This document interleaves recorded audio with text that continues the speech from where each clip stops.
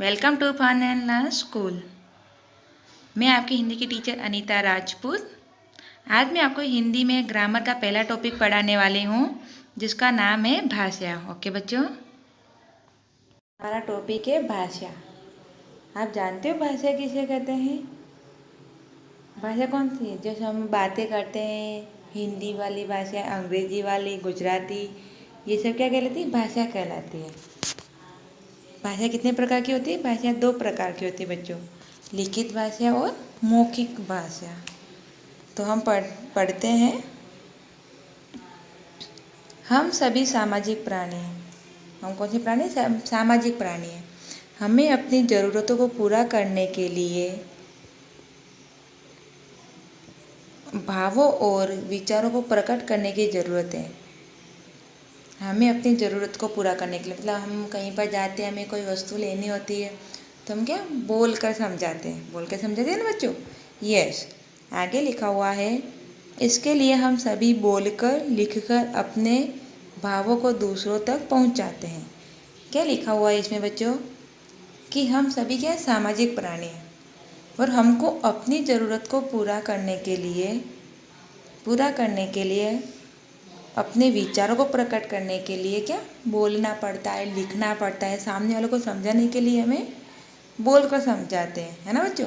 तो किसकी ज़रूरत पड़ती है? उसमें भाषा की ज़रूरत पड़ती है। भाषा वह साधन है। क्या लिखा हुआ है आगे?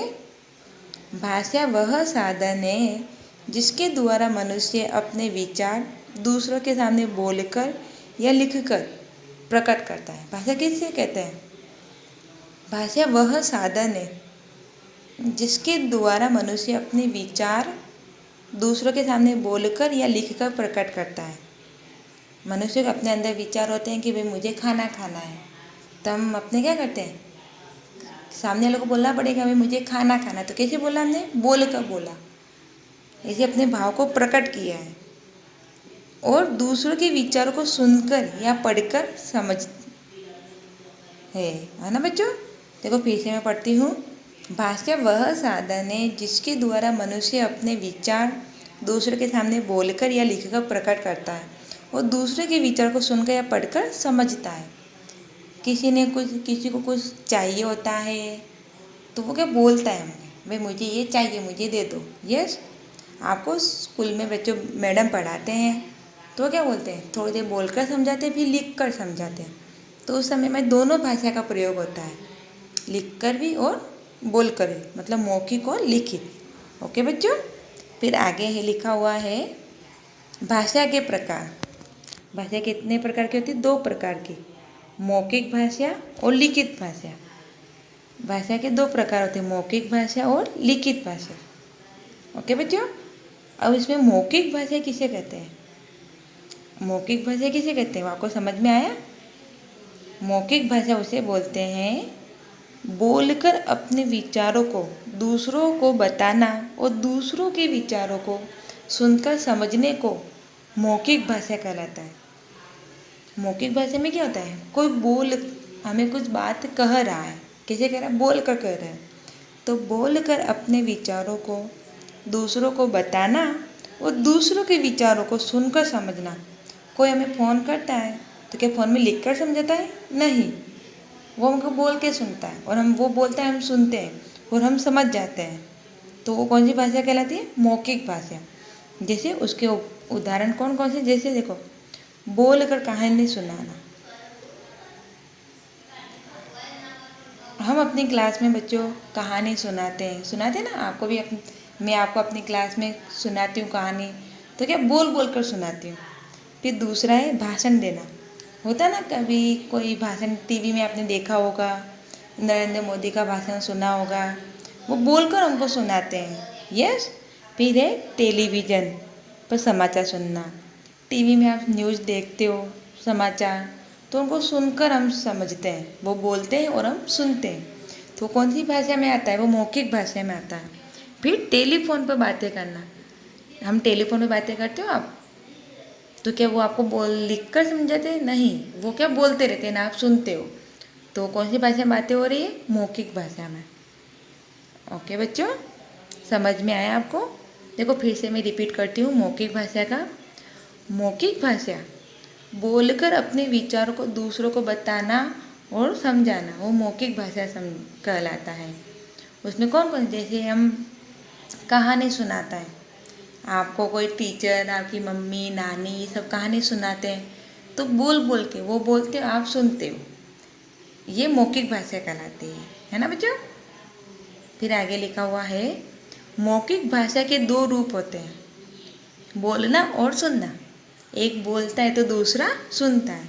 तो मौखिक भाषा के कितने रूप है? दो रूप है, बोलना तथा सुनना।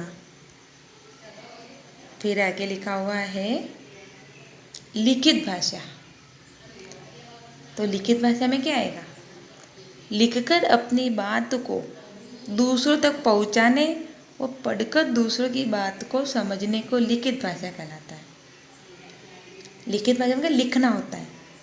लिखित भाषा के टॉपिक से आपको पता चल रहा होगा कि इसमें लिखा हुआ, तो हम कुछ लिखते हैं, जैसे हम बोर्ड पर आपने कुछ लिखा, वो उसी को अपने फ्रेंड को बोलते हो कि भाई तू पढ़, तो आपने लिखा, लिखकर और उसको बोलकर समझाया। यस, तो क्या कहलाए? वो लिखित भाषा कहलाए। तो लिखकर अपनी बात दूसरों तक पहुंचाने और पढ़कर दूसरों की बात को समझने को लिखित भाषा कहलाता है। उसके उदाहरण कौन कौन से हैं? पुस्तक पढ़ना। लिखित भाषा में पुस्तक पढ़ना आता है। पहला क्या है? पुस्तक पढ़ना। कोई किताब होती है, पढ़ते हो ना, तो उसको आपने क्या किया? पढ़ा, सुना नहीं है, क्या किया? पढ़ा है, इसलिए वो लिखित भाषा कहलाता है। फिर दूसरा है समाचार पत्र पढ़ना। पेपर आता है ना हमारे घर में, तो उसको हम क्या सुनते हैं? नहीं, हम पढ़कर समझते हैं। फिर है अध्यापक द्वारा ब्लैक बोर्ड पर लिखकर अपनी बात कहना और पढ़ना। आप भी स्कूल में जाते हो, आपके टीचर होते हैं, वो आपको पढ़ाते हैं, तो बोर्ड पे लिखते हैं ना, तो वो बोर्ड पर लिख देते हैं, फिर आप उसको पढ़कर समझते हो, तो कौन सी भाषा में कहलाता है? लिखित भाषा में कहलाता है। ओके बच्चों। फिर है लिखित भाषा के रूप। लिखित भाषा के कितने रूप है? दो रूप है। लिखना तथा पढ़ना लिखित भाषा के दो रूप है। कौन सा? लिखना, आप लिखोगे, फिर दूसरा आपका सामने वाला पढ़ेगा और पढ़कर उस बात को समझेगा, तो वो क्या कहलाता है? लिखित भाषा कहलाता है। ओके बच्चों। फिर आगे है भारत देश में बोली जाने वाली भाषा है। हम कौन से देश में रहते हैं? भारत देश में। भारत देश में अनेक अनेक भाषाएं बोली जाती है। अनेक राज्यों में भी अलग अलग बोली ना, तो यहाँ पर कुछ राज्य दिए गए हैं, वो हम देखते हैं। पहला राज्य है पंजाब। पंजाब में कौन सी बोली बोलते हैं? पंजाबी। फिर दूसरा है हरियाणा, तो हरियाणा में कौन सी बोलते हैं? हरियाणवी। फिर है उत्तर प्रदेश। उत्तर प्रदेश में कौन सी भाषा बोलते हैं? हिंदी। फिर कौन सा राज्य है? हमारा राज्य मतलब गुजरात। गुजरात में कौन सी भाषा बोलते हैं? गुजराती। फिर है पश्चिम बंगाल। पश्चिम बंगाल में कौन सी बोली बोलते हैं? बंगाली। फिर है तमिलनाडु। तमिलनाडु में तमिल। फिर है महाराष्ट्र। महाराष्ट्र में कौन सी भाषा बोली जाती है? मराठी। फिर है जम्मू कश्मीर। जम्मू कश्मीर में कौन सी भाषा बोली जाती है? कश्मीरी, है ना बच्चों। ऐसे बहुत सारे राज्य हैं, सभी में अलग अलग भाषा बोली जाती है, पर सभी जगह हिंदी भाषा का उपयोग किया जाता है। हिंदी को 14 सितंबर 1949 को भारत के संविधान में राजभाषा के रूप में स्वीकार किया गया। हिंदी भाषा क्या कहा गया? राजभाषा। कब किया गया था? 14 सितंबर 1949। 14 सितंबर 1949 को भारत के संविधान में राजभाषा के रूप में स्वीकार किया गया था। भारत देश को पढ़ने और लिखने वाले लोग अधिक हैं। इस दिन को पूरे देश में हिंदी दिवस के रूप में मनाया जाता है। हमने भी हमारे स्कूल में मनाते हैं हिंदी दिवस। कब मनाते हैं? 14 सितंबर को। और हिंदी को देश की राष्ट्रभाषा भी कहा जाता है ना बच्चों। समझ में आया आपको? यस। आपको ये ना पूरा अपनी नोटबुक में लिखना है। ओके बच्चों।